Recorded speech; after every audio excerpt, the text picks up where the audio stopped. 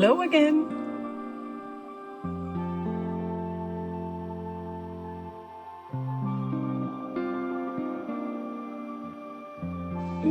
Let me have this one.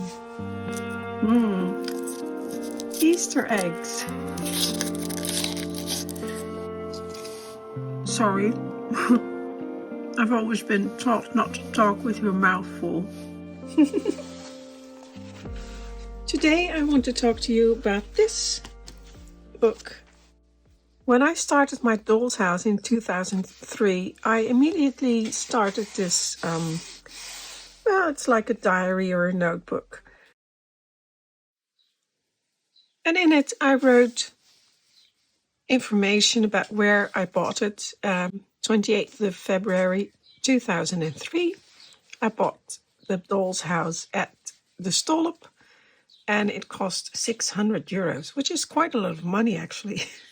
But anyway, I did, and I'm really happy that I bought it. And I also wrote down things like, here I have something about all the different styles, and in the Netherlands, England, and France at the same time, which is very helpful because, let's say in England, around 1700, the period was Queen Anne and early Georgian, and in France it was called Régence, and in the Netherlands it was called something else again, and we had a lot of French influences, even though Dutch furniture and English furniture are very similar at that time anyway. So this is very helpful, and although I wasn't trying to get something that was historically correct, I just, enjoyed making things, and anyway, this is good. And then as I said, I wrote down information, inspiration, and also things like materials. Here is a little swatch of the bricks I used on the front of the house. And this is the cast iron grid. Well, this is not the one I used, but this is one of the cast iron grids I made for the front door. Here's the one I actually used. And I made this out of paper or thin cardstock. And this was in, well, like I said, 2003. And here's the design for the top of the house. This is a little bit smaller, probably. I don't think this is the same scale. And it ended up looking a little bit different in the end. But yeah, very helpful. This is a picture of what it looked like in the beginning. And here's more. The street, I used sanding paper for that. And pictures of the inspiration. This is the house I used for inspiration of my gable top. And as you can see, I made a similar vase. And here's the design I did of the vase. And I made the top vase here on the top of the gable out of clay. Anyway, these are some inspiration pictures. Here's some of the hallway. Names of wallpaper. And this has been a lifesaver because if you're anything like me and you'll think you'll remember, after a few weeks I've already forgotten the names of paint colors or wallpaper names or whatever. So this has been really great. Names of wallpaper. And also, here's a little bit of history. I wrote about the Rococo style, and a little watercolor I did of a cup I really liked. The dining room. inspiration for the floor, that actually came from an advertisement in a magazine, The World of Interiors. And here's my design for the floor, which was different from normally, because normally they only have one pattern and I wanted to have two. Just a picture, what does that say? Oh. So I guess nowadays I suppose you would call it a bit of a scrapbook, which was not my intention at all, making a scrapbook. It's just to help me remember. Here's a paint swatch and a marble swatch I did for the dining room. And there's some information about styles and historical information about these. They're called buffets. And that is actually the design that I used, well, not as ornate, because I didn't like the ornate decoration. And here's some of the templates I made for the shelves in the buffets. And just bits of card. This came from, I don't know, cereal. I don't eat cereal, but it could have been a cereal packet or something like that. But this has been very helpful because I wrote down all the paint colors and what I mixed some paint here. And I wrote down what I used. So if needed, I could redo them. And here's the fireplace. Actually, that came from Sue Cook. I did not make that. And this is about the design I used for the top above the door. How I did it, what I used for inspiration, etc. And I would urge everyone to keep a diary like this. As I said, if you're anything like me, you'll forget. And I mean, even if you have a good memory after 10, 15 years, you may not remember where you got something or which color you used.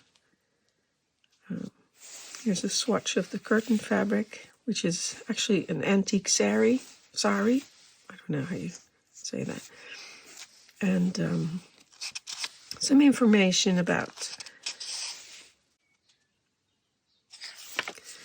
Anyway, lots of information, designs. Here's the design I used for the ceiling.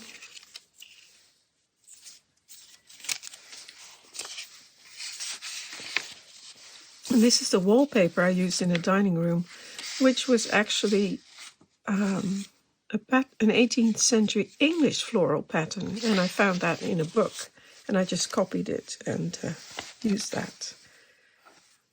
And this beautiful coffee and tea service is Dutch from 1775 till 1778. And I've always loved it. It's in the Rijksmuseum. I've always loved it. I've asked someone to copy it for me, and so far, he said he would, but it's been many, many years. I haven't seen anything yet. So, study. There's some measurements and, again, wallpaper, paint swatches. Oh, and my spiral staircase, which I found very difficult to make at that time. And so I made a step-by-step. Actually, it's for me, for myself, but it is a bit of a tutorial. And made the, what are those called, above the steps in copper. And the 4 steps of making those. And then, anyway, I took it out again. It's no longer in the study. I still have it, but it's no longer in there. So anyway, so there's some things missing. But I really suggest that you do something similar. Here's the Salon inspiration, and this was a color inspiration. It was a little bit too frilly, but color inspiration. So the curtain fabric, which I dyed myself, that color came from here, from this little edge here.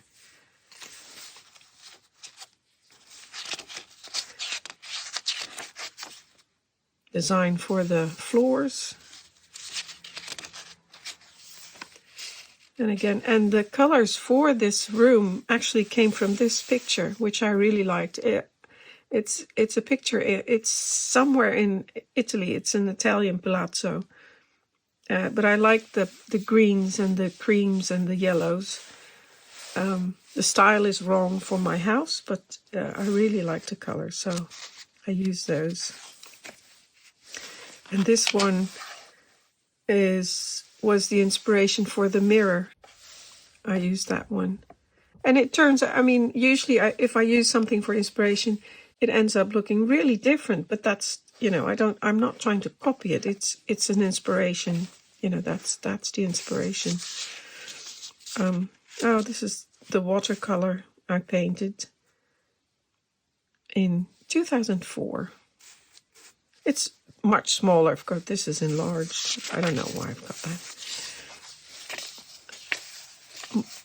Door frames, and these things, cardboard templates I make for door frames, and what is this? This one is for the wall paneling. And it's really handy to have those and to keep those. And this is a box. I have no idea why that's in there. Doesn't matter. But they're very nice to keep because you never know when you're going to need them or reuse them.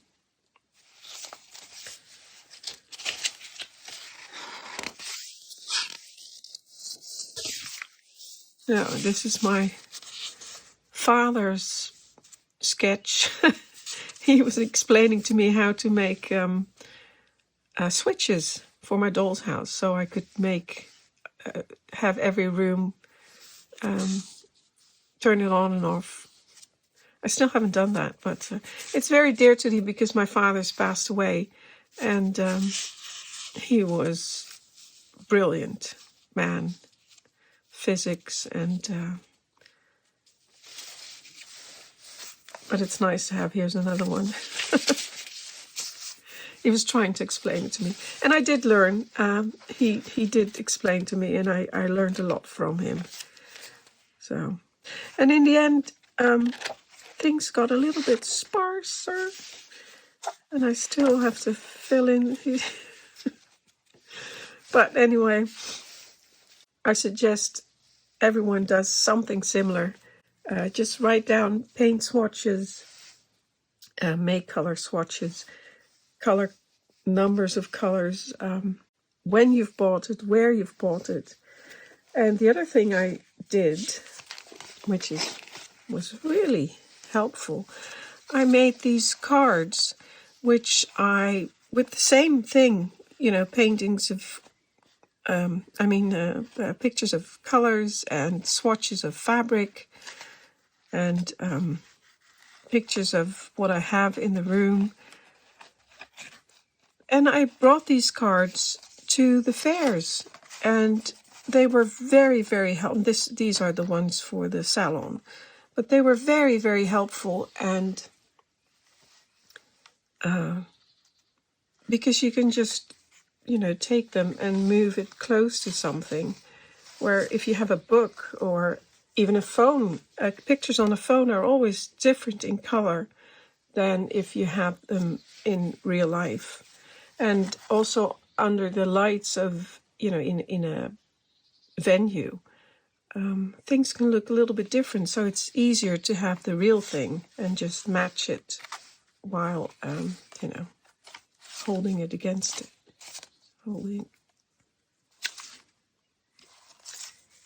Holding it against a swatch of wallpaper or furniture, fabric, whatever you want to do.